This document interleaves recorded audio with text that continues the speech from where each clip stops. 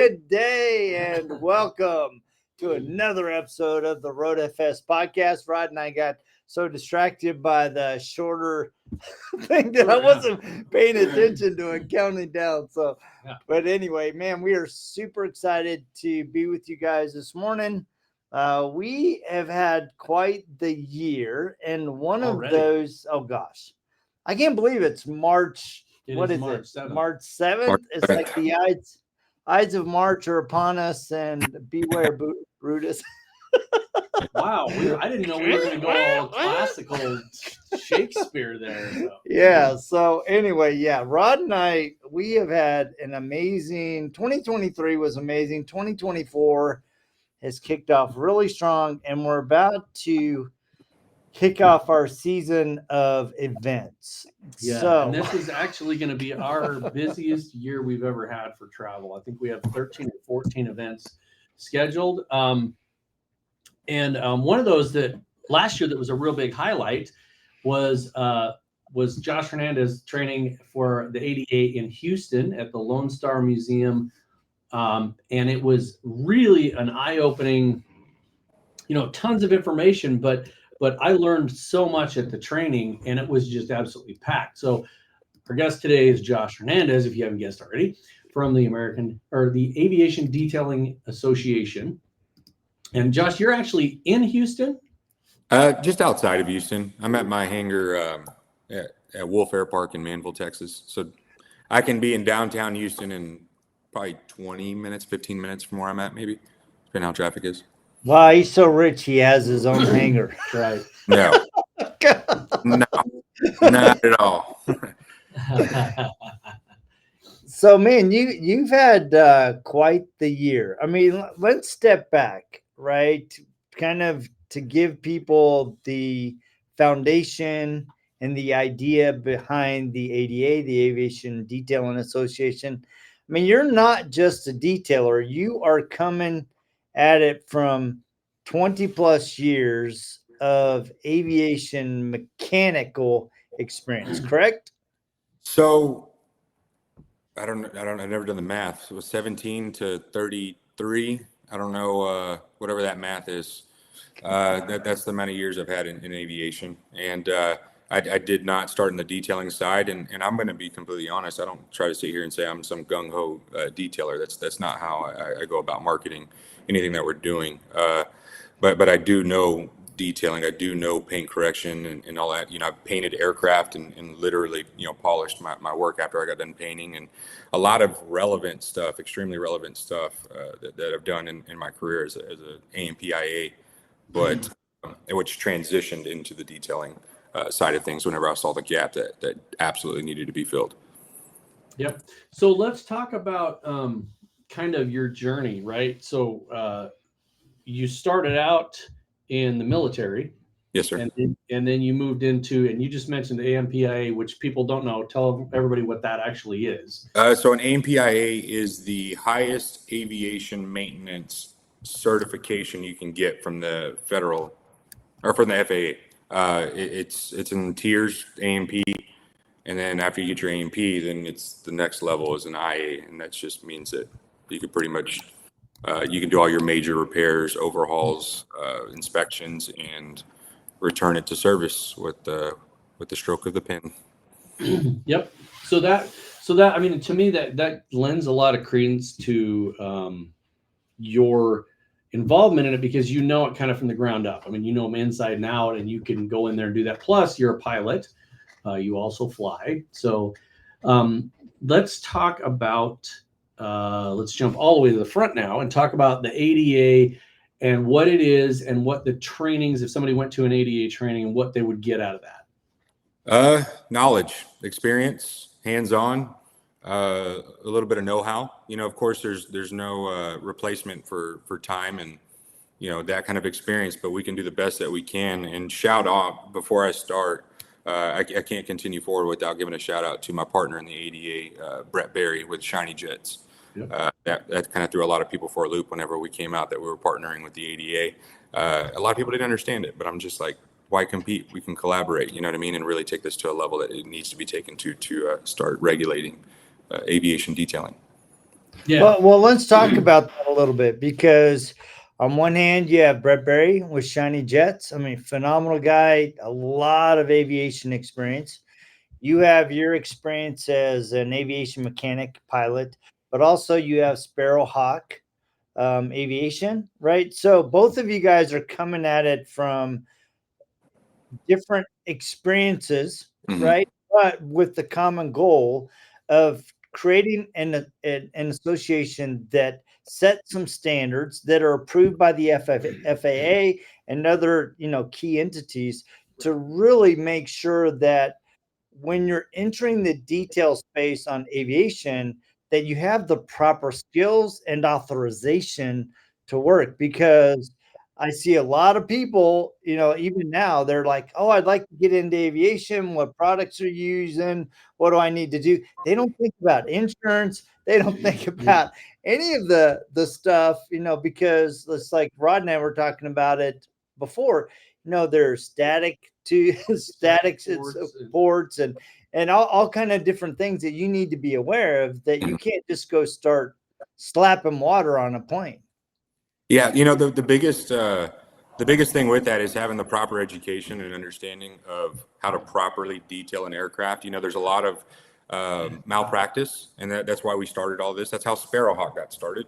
You know what I mean? It happened from malpractice and whatnot. You were just trying to set the record straight from an aviator's perspective on how to properly go about detailing aircraft. There's a lot of individuals that have experience and years of experience, and it's amazing. Hats off to them for being able to get into the industry, which is really hard to penetrate sometimes.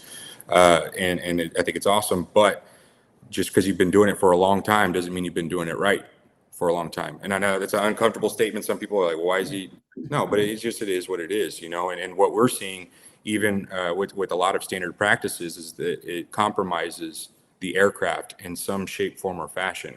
Some people might say it's little, but when it comes to your life at stake in an aircraft, whether if you're the pilot, whether if you're the passengers on board, there's no such thing as little or minor. Everything's important, and everything collectively adds up to sometimes be big issues. There's lots of NTSB reports of detailers and accidents and safety issues with the aircraft, the people on board, sometimes even lives. There's fatalities that happen from malpractice from detailers, and it's kind of the dark side of the industry that nobody wants to talk about. But it's like, no, we absolutely need to talk about this. There's no regulation, there's no standard procedures or SOPs in place for aircraft detailing, and a lot of people try to go to the airlines as a model to detail aircraft, and it's like, even then, their SOPs are not reality. It's reality for them because they have the infrastructure to support their SOPs of how they detail aircraft quickly. That's really what it's about. It's turn and burn, try to get in and out, next flight. And they kind of hit it from a different approach. So what we're doing from that standpoint is saying, okay, you're not the airlines.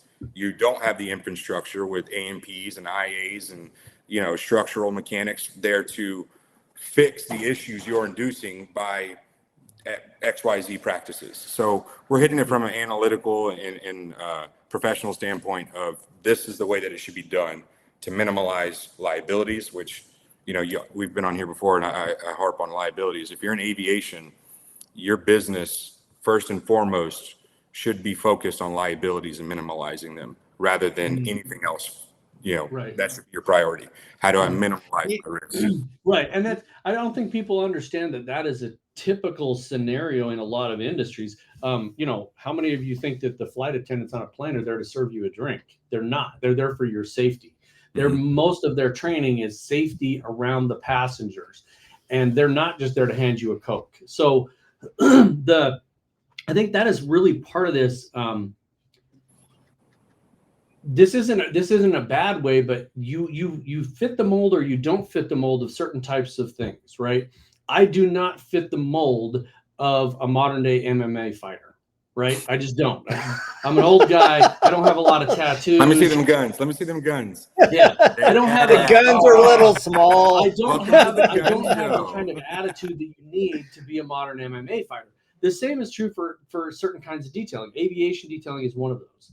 I would not have certain detailers that may be killing it. They may be multimillionaires in certain detailing areas, but they don't fit the mold of an aviation person. And the reason I say that is if you think about the difference between going to a used car lot and getting a contract to pressure wash off all the cars once a week, or going to a high-end Ferrari Lamborghini dealership and doing high-end details. It's different scenario, right? You're going to send a different person to do that. So in aviation, one of the big things that I picked up on was the products. You're not going to Walmart to buy your products. You're not going to go cheap out. You're buying the products that are certified by the FAA to be used on an aircraft, right? And so that's a big process. What does somebody have to do? Let's say that I came out with a product and I wanted it to be certified by the FAA. How long does that process take, do you think? So it's different for everybody, right? Depending on there's a lot of variables that you have to take into account, and we got to clear the record because there's misconceptions when it comes to getting your products approved or certified. The FAA has no involvement in approving products. It's a misconception. The feds, I refer to them as the feds. The feds keep out. They actually don't even recognize ceramic coatings. They put it under the same class as sealants and waxes. So they're a little behind the curve, and just as everybody I'm sure is well aware of, it takes a long time to get anything to happen with the government. So they just have they don't support it like that. But what a lot of people think of the manufacturer of the aircraft approval, they take that as law as far as it's the FAA approval, and it's like the feds don't get involved. Okay. It's the aircraft manufacturers that approve for their particular aircraft, what substrates are there, and all that good stuff. And they have their own testing procedures, lots of odd ones. Sometimes when I look at them, I'm like, what, really? Like I really test for that? But nonetheless, it's getting manufacturer approval from various different. Okay. That's a good distinction there, because I know there's a lot of suppliers that want to get involved in aviation, and that is one of the things is you have to have the right products. One of the biggest things that just made me absolutely, once I heard it, I was like, well, that totally makes sense. But until I heard it, I had no clue that was even a thing. And that was on the prop. So the picture behind you, wooden prop, old airplane, right? But you do not put any kind of coating on a prop.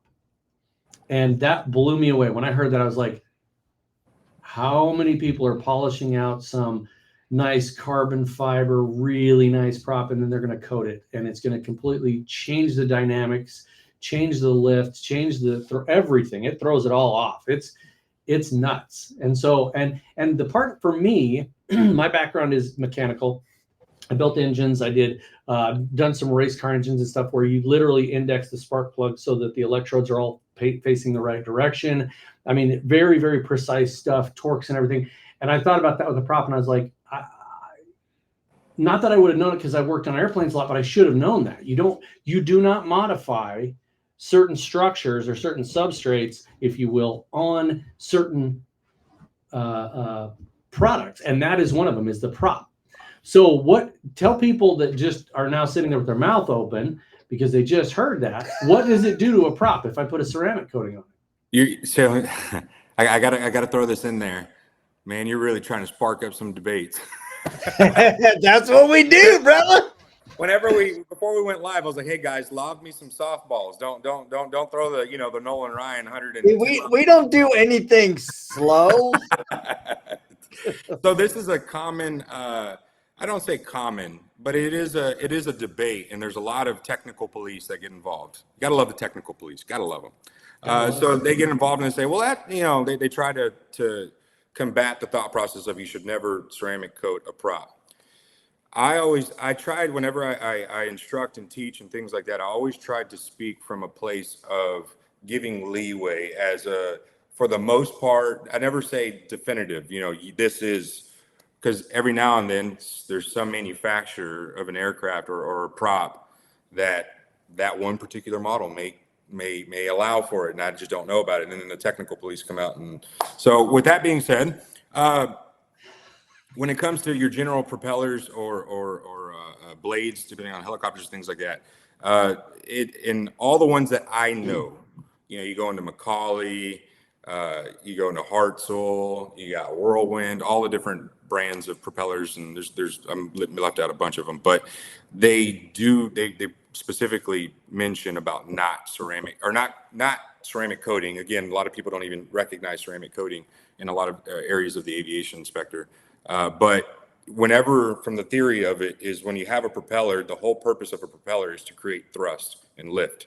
and things of that nature, and to push something forward, or depending on the configuration, to push it forward from the rear. Depends how you go about it. But at any rate, whenever you apply a ceramic coating or a sealant or any type of coating, you are now sealing off pores of the paint and things of that nature that allow it, that need to be there to help create the thrust and the friction in the air to thrust it forward.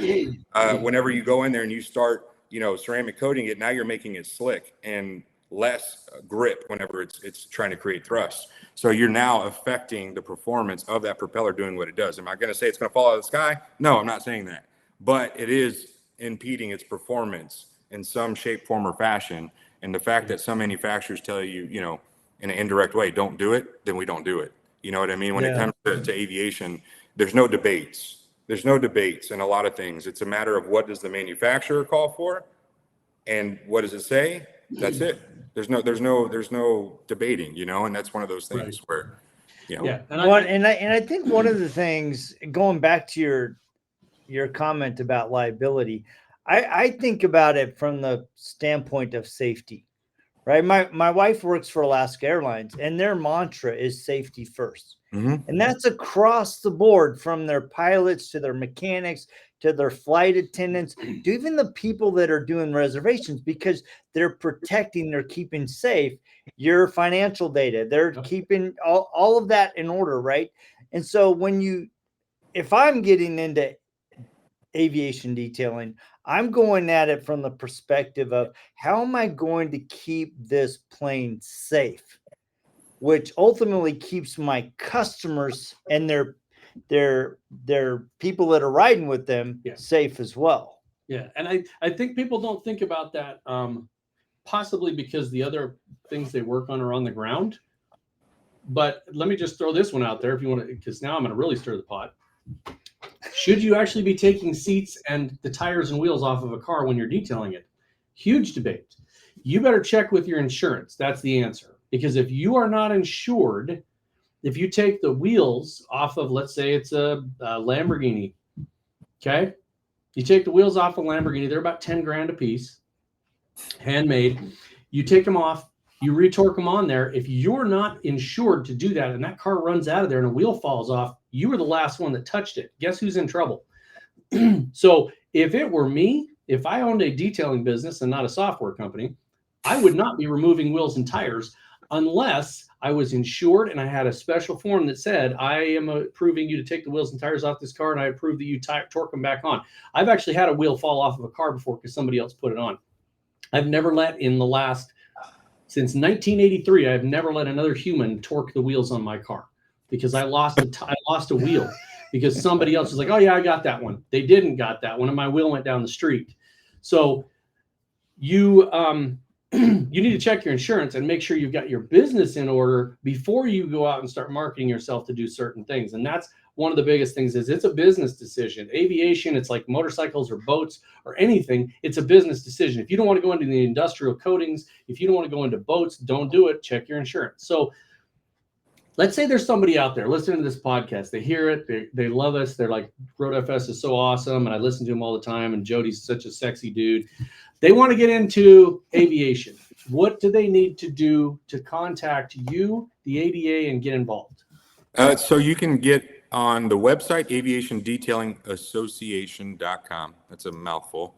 But the American Dental Association took our ADA. So let's just spell it out. It's not too hard of words. But Aviation Detailing Association. You can inquire on there. You're more than welcome to contact Brett Berry or myself directly. We'll do the best we can to get back to you as soon as we can, guys. It's a little busy on our end, but we will take it, in a timely manner to get back to you as soon as we possibly can to get you set up in the industry. So, if you have an aviation background, that's awesome. It helps. A lot of times when it comes from the aviation background, say I've met quite a few detailers that are trying to get into aviation where their dad's a pilot and he has his own little, 172 or whatever it may be. And that's all good. That's good because from a young age, they're kind of exposed to some of the delicacies that are there, or intricacies that are there that you got to be careful of and keep in mind when detailing aircraft for safety purposes. And it kind of makes things easier. But I feel a little bit safer, what I mean, with those individuals that have that experience. But if you're coming straight from no experience, I would recommend getting in a class. And that's not just for you can go to any class. I don't care if it's ours, I don't care wherever, but get proper training as long as they're genuinely experienced and know what they're talking about. The main thing is that we're just trying to set standards. That's all. Whether if it's through us, whether if it's through another entity, we don't care. Our thought process is to help the industry, the aviation industry. Okay, that is awesome. And like some other people have done there, I don't know if they're on the call or not, but somebody's got a hold of me as well, and I can hook you. Jody and I can hook you up with Josh or Brett and connect you guys together as well. I'm going to switch topics to something that I'm just itching to talk about, and that is the fact that with Josh and with some other folks, we get to work on museum pieces, which I absolutely love. I love going to museums because they're so clean. The vehicles are babied, which is how I like to see those kind of historical things, is babied. There's a huge difference between every museum I've ever been in, with the exception of one. We'll talk about that later. But most museums, the pieces do not move. They do not run. They do not do anything. When we were at Lone Star in Houston, those things fly. Mm-hmm. In fact, one of the airplanes that you saw on the intro of this, the yellow one on our intro, it flew twice the day we were there. And the engine was still warm when we were in there working on it. So that is a very unique situation. It was a big eye opener as well, because these are historic World War II aircraft that are still in flight. And that is a bigger concern, because some of the newer aircraft have, like, for instance, the picture behind you, there is nothing protecting that engine if you're starting to spray product on it. Same thing with some of these historical things. So museums are fabulous. I love them. So how did you get involved with being able to go into something like that? So I got involved with the museum because I was the A&P there at one of the local repair facilities. And I got my in with them in that way. I was the lead out there, and I was orchestrating all the maintenance on all the aircraft that belonged to the museum. And I started that relationship with them via there. And then it grew into, as Sparrowhawk started growing and I started stepping back from the wrenching side of things, that relationship was already established, and it just poetically came together. And so that's how I got in with the museum and whatnot. But, one thing while we're on the topic that gets asked a lot is why, when it comes to the museum, why museum pieces? Why can't we do a modern jet or something like that? And we're actually working on courses that have modern aircraft and modern jets. But I explain this at every course, the primitive nature of aviation doesn't change. The same systems that were in place in these, Vietnam, World War II, that era are the same systems that apply to modern day jets. Is there more of them in modern day jets as far as redundancy? Sure. Do they have a couple of extra systems that this, maybe not even a couple, just like maybe one or two, I guess a couple systems extra? Sure. But the pitot systems, the static systems, the substrates, all the standard practices are the same from a 172 to a Global Express, however you want to go about it. So,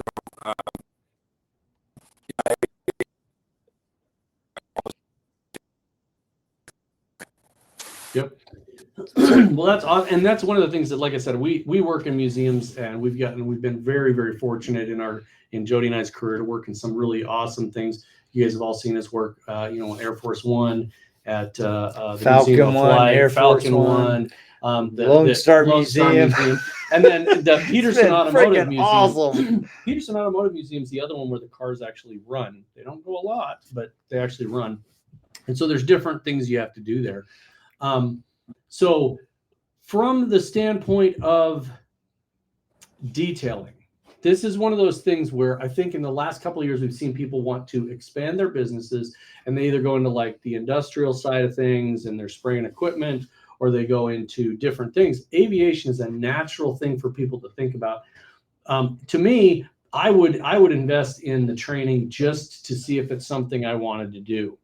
It is totally different. The substrates, I remember being on, oh my gosh, it was the blue plane in the beginning. I can't remember the model. The SBD? Yeah, the SBD. And I watched a person and I won't call him out on this because it was a little private moment between he and I, but this guy's been detailing for years. He reps a product, and he got his polisher out and he hit the wing and he went on and he was like, oh my God, there's exposed rivets. And I'm like, yep. So, so you can't hit those. But the thing about that is it's so much different of a world. The substrates can from 1 inch to the next, the substrates are different. You're going from a metal to it's not a cloth, it's maybe open fabric. You can go to some coated fabric. It's crazy what kind of substrates you get on there. And especially if you're working on historical stuff, those parts have been replaced. That wing may not be originally from that plane, and so it's going to have a different look, feel, and touch to it. So I think that people should get involved in it. It's super fun. I love it. They're massive. It's like working on a giant boat, right? I mean, you're going to spend the entire freaking day on it, or two or three. But it depends on how many people you got. But it's super, super fun to be around that. I know that the Thompson, Steve and Steven Thompson that were just at your training, they had a blast. They learned a lot. Well, and I love Tommy's comment, and we can't see all of it because of the limitations of Restream, but even the top line, Tommy Ramos said, attending Josh's class was one of the most eye-opening experiences I've been involved in recent years. Josh is a great instructor and has so much knowledge. It's definitely worth going more than once because I guarantee you will miss something. The first time you go. Yeah. And I just think it's really important because aviation is a different game. Right. And I think a lot of people, they're wanting to get into aviation detailing, but they don't really know how, and they're just taking a leap. Right. Mm-hmm. So let's specifically talk about what the Aviation Detailing Association is trying to do, both for the industry and for the business owner. Gotcha. Okay. So in a nutshell, it might be a little bit of a big nutshell because there's a lot of information to throw out there. You don't know where to begin, but the whole purpose, and I'm glad you asked it, because I think there's a big misconception on what our goals are in the ADA. First off, let's start off with saying that it's a 501c3 nonprofit. The 501 that the ADA runs under has existed for several years, and its focus is to primarily instruct and train pilots to go make a living. So we grab individuals that don't have $80, $90, $100,000 to put it into training at ATP or whatever flight school, and we get them through our 501c3 course, and we go from that standpoint. And I'm getting there. Sorry, my partner in the the 501c3 is just here, so he distracted me a little bit. But anyways, I got to throw I get confused real easy. So and we also do mechanics, and that was the part where I was in charge of as well. Is I was getting individuals that were interested in being aircraft mechanics. We put them under our wing, and we work on aircraft that are in our flight club, and I would oversee it and all that kind of stuff. And we get them enough time and years in service, and then they go out and get their A&P license. Now we're opening up another branch, which is aircraft detailing. So it still falls under our 501c3 for vocational training. So it worked perfectly. Like sometimes you look at the situation like, thank you, God. How poetically did this come together? And this is one of those situations. But our thing is that it's trying to standardize the aviation detailing industry in a major way. And not only from what we're doing, but getting the big players in the aviation industry to get behind us in doing this. And we've already received insane response from the aviation community, big players, big names. I won't drop anything just yet, but lots of big players are backing this up. They see the need. And what we're doing is as we train individuals the proper way to detail aircraft, then from there we build them a profile on our website and when you go to our website, it says, are you looking for a detailer or are you looking to join? So as a pilot, as an aircraft owner, as an FBO or a DOM of a maintenance facility or anything like that could be looking for services from an accredited detailer in aviation, they can go in there, type their zip code in, and it pulls up the list of all the closest detailers. And as we grow, obviously there's going to be more dots that are closer to these individuals that need the services, and they'll be able to see your name, your business card, your information, contact information, all that. And they know that you're not going to show up with a bunch of automotive caustic chemicals and spray it all over their aircraft and start inducing corrosion and things of that nature, or wet wash it, something like that. It's just that peace of mind and just starting to standardize the industry. And instead of doing it for a particular company or whatever it may be, it's opening it up and raising the bar across for everybody who's involved. You know what I mean? Helping with lead generation, helping with growth, helping with strategizing your business in the aviation industry, and just trying to be that gap, that bridge that bridges the gap between aviation and the detail industry in a proper manner. So that's the whole objective. And we're already talking to a few countries and their aviation associations and standardizing aircraft detailing. A big draw, or not a big draw, but a big fallback that the aviation community has failed, in my opinion, is we standardize being a pilot. We standardize being a mechanic. Why? Because lives are at stake.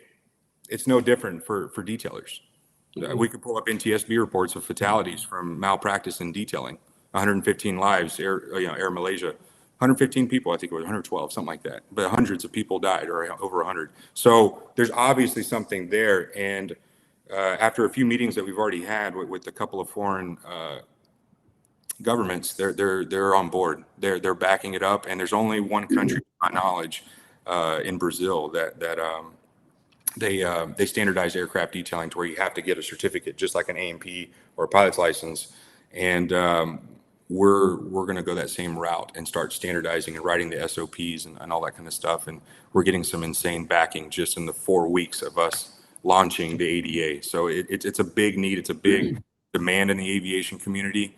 And like I always say, people who know me and talk to me on a regular basis, and when it comes to business, if you find a niche and a gap that needs to be filled, you fill that gap, you're going to be all right. You know what I mean? It'll all fall together beautifully. And this is a prime example of just that.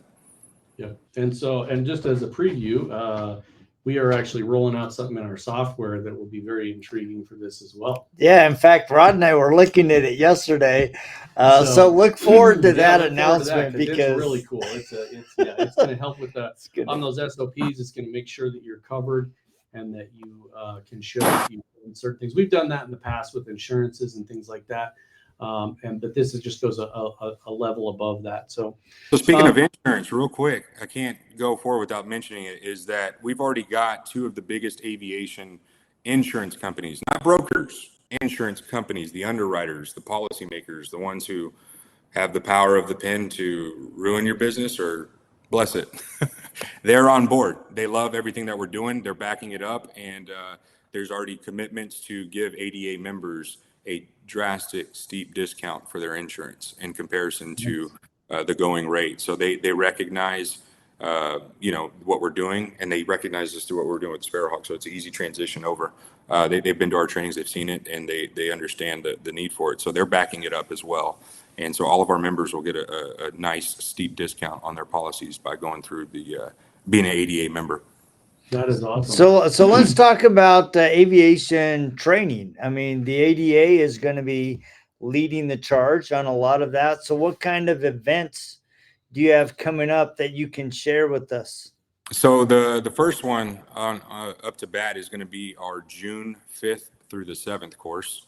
And it's going to be at the Rupes Bigfoot Academy in Louisville, Colorado. Is it Louisville or Louisville, Colorado? Yeah, it's Louisville. Louisville. So they say it's different. I'm 9 out of 10. We're not from Kentucky. Yeah, it's not Kentucky, but we're definitely going to. So we're going to be at that one as well. 2 reasons for that. One, because we are blessed by Josh to be able to go to that. And 2, because we really like the Rupes Training Center and we enjoy being there with the whole crew. That whole crew is amazing. And it's going to be fun. It's going to be different. You're not bringing planes in. What are you bringing in? We're flying in 2 helicopters. So Brett on one, me in the other. We fly him in. Not us. We're going to be passengers. I wouldn't trust myself in a helicopter. I was going to say, you're flying a helicopter? and then we're going to put some dollies on it and pull them inside the BFA, and we're going to have a nice 3-day course. Oh, yeah. That's going to be That's cool. going to be awesome. Really cool. So we're looking forward to that. So. We're looking forward to that for sure. And then, so what are the dates again? June 5th or 7th. And we are capping this course off at 15 people. So first come, first serve. We're already halfway over. And the course costs $2,450. There's a $450 deposit. So it's only $2,000 remaining balance, and you can pay it all up front. You can pay it in payment. We're not sticklers when it comes to that kind of stuff. So all you need is a deposit. We'll get all your information for yourself, your business. We'll create a business profile and get all that ready, and then we'll get everything sorted out on our end for that's only 3 months away. So you guys need to hurry if you want to be involved in that. 3 months is going to come quick. It's literally 3 months from today is the ending of that training. It's March, you got April, May, and then June, and that's it. We're that close to summer. Just wait. You get your boat out. Counting down the days. I mean, you talk about getting my boat out. I literally Sunday was gonna peel off everything so that I could go. Started snowing I was gonna go have some upholstery work on my boat, and Judy's like, maybe you should wait. And the next day it just snowed, and it's been snowing. Oh yeah. I'm so glad I didn't. I lived in Idaho for 11 months while I was stationed at Mountain Home, Idaho. Oh yeah. I love the outdoors of it. I cannot stand the winters. Oh my God. Yeah, and this is this has been a good one. I left and it was either negative 14 or negative 17. I can't remember exactly what it was, but working on the engines, I used to work at Tesla for the engines for the F-15s, the Strike Eagles, and I would take my gloves off, and I had about 30 seconds to work and get the little nut on the bolt or whatever it is before I could not feel my fingers. I mean, it was that bad. It's I've never felt that like it's usually not that cold. Yeah, that's an anomaly, but yeah, it's cold. Usually it's cold. That's Minnesota. we get in the summer too. So I think the cool part about to me, the cool part about aviation is, there's a lot of analogies of people like, oh, this industry or that industry will take you all over the world. Aviation actually does take you all over the world. So it's going to be super fun to be there at the Rupes Training Center. Jody and I are pretty much setting up camp there. That's the second, I think, of 3 times we're going to be there this year. Yeah, we'll be there December 8th. We're going to actually be there December 8th through April 8th through the 12th with the Detailing Summit that was launched by Richard Hutchins. We're really looking forward to that. Paolo Asuncio from Canada is going to be coming down. And then the very next week, there's going to be a LRC, Leather Repair Company, training in Boise. In Boise, we get to stay home. And we have the TRCMA the week before. So it's going to be jam-packed. So you're going to be seeing our faces everywhere. Yep. And, that's one of the things that we are really excited to do, right? Rod and I's mission is to have an impact on your business, whether you're using our software or whether it's, listening to this podcast or watching us be silly at different events and trying to promote other people, right? It's really about trying to elevate the entire game. And we get so many great opportunities. And we want to thank you for allowing us to be a part of the Aviation Detailing Association. I mean, we did have a phenomenal experience at the training in November, and it's hard to believe that was 4 months ago. And I have a certificate from it too, like we're members now and everything. It was funny because I told Josh, I shared this with Josh years and years ago, and then I think the statute of limitation is up on this, but in 1986, 7, 8, 9, right up until about that time frame, I used to build engines for ultralight aircraft. And I only did it for a little while, and then I woke up in the middle of the night in a cold sweat because I realized that I was putting my hands on an engine that was up in the air, and I didn't want to have that liability. And so I got out of it even when I was in my 20s. But is that why you don't do cars either? I do cars all the time. I know you do. We did my van, and it was great. So that's one of those things I was like, yeah, no, I'm not going to do this anymore. build, no more aircraft, nothing that leaves the ground. So unless it's a wheelie on a cart, I'll do that all day. Motorcycle, whatever. But anyway, we really appreciate you coming on and talking to us. I know you're super, super busy guy with everything you got going on. You got tons of irons in the fires. Guys and gals, please, a number of people have gotten a hold of us since we did the Lone Star Museum. I know that Steven Thompson, that just went through your training, got a hold of us and asked us how it was. I know that I've hooked you up with that guy last week from SOS. But get a hold of us. That's fine. If you want to get our opinion, I know a guy in Portland, Oregon got a hold of me and asked me, he said, I want to know your opinion. You're going to hear the same thing, guys. So you can call me and talk to me all you want. But just like Tommy said, it's one of the most informative, eye-opening trainings that you will go to. And you will learn things that you are just amazed about. So thank you for allowing us to be part of this, Josh. You're going to see a lot more of us. We're going to be around all over the place. You can always find us on, YouTube, and you can go subscribe. That'd be a really nice thing to do. Thanks, Richard. You're the best. So, I don't even know awesome. what we got coming up. Next week, we're out of town. We're going to be in PDP. Next week, we will be heading over to Redmond, Oregon for the detailers of the round table training with Carlos Galan. We will Shout out to the round table. Yeah, awesome so we group. will be there for 3 days, and then we fly from Redmond and we go to PDP. How can I buy a Road FS shirt? Didn't see it on your Which site. one do you want? I guess Sarah, we're gonna tell have me to your put size. those. Send me a message on Facebook or my email and tell me your size and which one you want. So we have these shirts and those shirts. So actually, I need to get them on the website and we can sell them. But we have the blue shirt or the NASCAR shirt. The NASCAR shirt. Heck, it's got a 50. It looks like a muscle shirt, Rod. It's got a 50. It is for us. Oh, it's you. It's just you. It's not the shirt. My bad. Yeah, all the people that are in the MMA like me, Dude, I'm gonna get one made that just has muscles drawn on it, so that I that's look like the a only muscle way shirt. you're And gonna it'll get say, muscles. My muscle shirt. And it's gonna have a 6-pack of Dr. Pepper turned sideways right here. So there you go. You can have the Flex logo on the sleeve. I can flex, baby. Let me pump you up with our software and Flex. There you go. That's awesome. I appreciate y'all guys so much. Thank you for the support and everything. Thank you for seeing the vision for what it was or what it is. And I can't tell you enough how much I appreciate y'all's support and everybody that's involved with the course.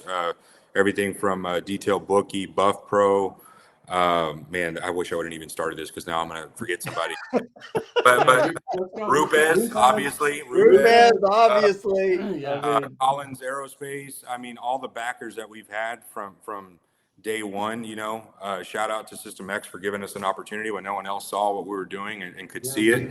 So I don't exclude anybody who's had a part. O'Burke in the beginning of it all. Everybody. I just thank you so much. For all the support in this, and we look forward for this awesome ride where we're going and what we're going to do to change the industry in a positive way for everybody involved. There you go, Paolo. So Paolo has a question. ADA Canada soon? It depends. So we have students that just came through the course on the last one, and he's already rocking and rolling in Canada. So it kind of crossed my mind yesterday. Do I reach out to him and be like, hey, do we set up a Canada course? And we have some other business taking place with Sparrowhawk and also our aviation detailing product line, Skyglide, that has to do with Canada. So one way or the other, we're going to make this Canada thing happen. There's so many different irons that I have in the fire that deal with Canada. So it's going to happen. It's inevitable. Yeah. Well, and Paolo is a well. great resource. I mean, Andy's a great trainer. He has a great facility. I'm sure, he would be more than, and look, and England has to happen. There you go. Can make it happen. It's just a matter of getting the connections. I do have a lot of people that I still know in England. So I'll be reaching out to them soon. There's a lot of different things. I'll just kind of tease it. It's all right. We got Australia, Malta. I just got word of India. We have UK, Canada, Brazil, obviously the U.S. I mean, I'm forgetting about 2 or 3, but we have lots of different countries that are absolutely interested in what we're doing, and they want to back it up. And so we're going to see some roots start to go out and get this ball rolling so we can start doing what the whole mission is just standardize the industry. Oh yeah, So you got Rod, two of the big ones on here, Richard Hutchings in the UK and Paolo in Canada, and they will make things happen. Yep. So And did you get your passport renewed? Because I it sounds get like your passport renewed, brother, because we're going. Oh, I forgot. I had a moment. Brain fart. Buff Pro. I can't believe I forgot them. That's why. No, you actually said Buff You Pro. said They Buff were Pro. the third one you Okay. said. Like So. they're huge. I mean, they've changed and revolutionized our the way that we do bright work. Legitimately, we actually had a guy. Normally, you don't say this kind of stuff whenever you're talking like this, but Brandon, my guy here in Houston, my right hand man, if you will. I gave him the Buff Pro. I'm like, dude, you got to try this. Man, I don't like it, this and that, because he's just not used to it. Now, you can't get him to not use it for bright work. He loves it. He just had to kind of get used to it, if you will, and it's revolutionary. It takes some getting used to. I mean, when I was at Falcon 1 with the Urfers, they put that thing in my hands and I was under the wing like you were at the B-29. And I'm like, dude, I got to work on these shoulder muscles because, man, that thing wanted to walk. He's like, bright work is a new thing. We could do an entire hour on just bright work and having your shoulders just absolutely throb. I mean, it's funny because somebody was talking about it on one of the forums, and it's a person I know, so I was joking with him, but he's like, oh man, I worked on this wheel. It took me like 6 hours. I was like, oh baby, I was under a B-29 for 6 days with using Scotch-Brite pads and a Flex 3401, just pushing. I mean, I was literally just dying. So, hey man, it was funny, man, because that week, I mean, Rod, I got to give him kudos, man. He was a beast every day under that B-29, and it was like, all right, let's get to work, put in the whole days. The moment we got on that plane, it was like, oh yeah, I shut down. I mean, we were done. There's a thing when you're an older guy, you can't show that, right? So you got to just be, you got to just be up there with the young guys. And at the end of the day, we're packing 5-gallon, totes of product, and we're carrying them out. And I'm right up there with the front of the line. Let's go. And then when it's over and it's time to relax, he just collapsed. You just go down. Like, so I'm done. That's what you got to do, man. You got. Real quick, man. From now on, whenever we do any kind of podcast together, I'm going to make sure I have at least just bullet points because I can't forget about things that we got to talk about. But one thing that we're going to be doing with the ADA, and we're working on it right now, I'm finalizing everything. We are going to go towards approving products for aviation. So keep that out there. Keep that in the back of your mind. We still have a couple of tests that we're in the process of getting. And so we can do it all in-house. I have a decent facility here that we can absolutely do this in-house and have plenty of ample space for it. So we're going to be working towards getting all of these tests that they use for Boeing and Sikorsky and Airbus and Boeing, and you just go down the list. You'll be getting a Richard Hutchings, the Josh Hernandez. He reached out to me. Because leather repair company's got 63, 64 different products. It's amazing product they're line. amazing products, and I know that Richard has been interested in doing that, and whatever we need to do to help facilitate that, we will. The big process, like I said, the whole thing with this ADA thing is to help the industry in general. One thing that's not a help, and I think everybody that's a manufacturer of XYZ product can say. Whenever it goes to getting your certifications for aviation, whether if it's whatever manufacturer that you're going for, it's expensive, very expensive. Mm-hmm. You're lucky if you walk out with $50,000 is the note for it. And that's just with a couple of products. So our thought process that me and Brett were talking about is why don't we just do in-house certifying to where we get all the tests, all the specifications, all the everything, do it in-house. And if you're not trying to get into a manufacturer's maintenance manual and approved, and you're just trying to say, hey, our product is safe, why spend $150,000 just to say, hey, it's aircraft safe?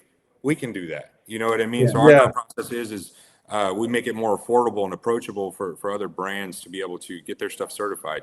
And it makes sense. Well, I love that ADA approved. It has a ring to it, doesn't it? It has a ring to it. So the thing is, like, for instance, we'll probably have at least, I can't see the names right now, but I know of at least 3 manufacturers that'll be on this podcast. So you got Richard, you got Tommy from Angel Wax, and probably IGL as well all on here. And there's some other products out there that I know that people Rupes was on. Rupes, you've got P&S. We got some fun stuff in the works with Rupes. 3D, all kinds of stuff. Yeah. Well, you cannot cannot have fun without Sarah from Rupes. I'm sorry. I love Sarah. Like, seriously, like, Yeah. she's awesome. She's awesome. Yep, like, yeah. she's one of the true people that I've met since I've been in this industry that, like, just makes you happy being around. She's just got such an awesome. She does. And you know it's sincere. It's not none of the trying to get anything out of you kind of stuff. She's just awesome. No, not at all. No, I love talking to Sarah. We have a blast doing that. So, hey guys, it's been phenomenal. We could probably go another 3 hours and just keep pulling out topics. 50 minutes. Goodness. Oh yeah, we're doing good. I know, man. So reach out to Josh, reach out to Brett Berry, the Aviation Detailing Association.com, roadfs.com. Anything you want to know about these guys, there's, we'll tell you straight up front, and it's not going to be any different than you hear on here. We're not blowing smoke. This is a great opportunity if you fit the bill and if you're willing to invest in the insurance and the training and the right equipment to do it. You're not cheaping your way out working on airplanes. You're going to do the right stuff, and then you can benefit from it. And I think that's what the people that get involved with it understand.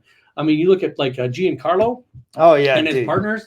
That they're so on top of the world doing this stuff, and that I think is something that people can do. You can make this a separate business. You can go to the training and find out it's not for you. Whatever, just get a hold of us and go. Is that a private chat? Oh yeah.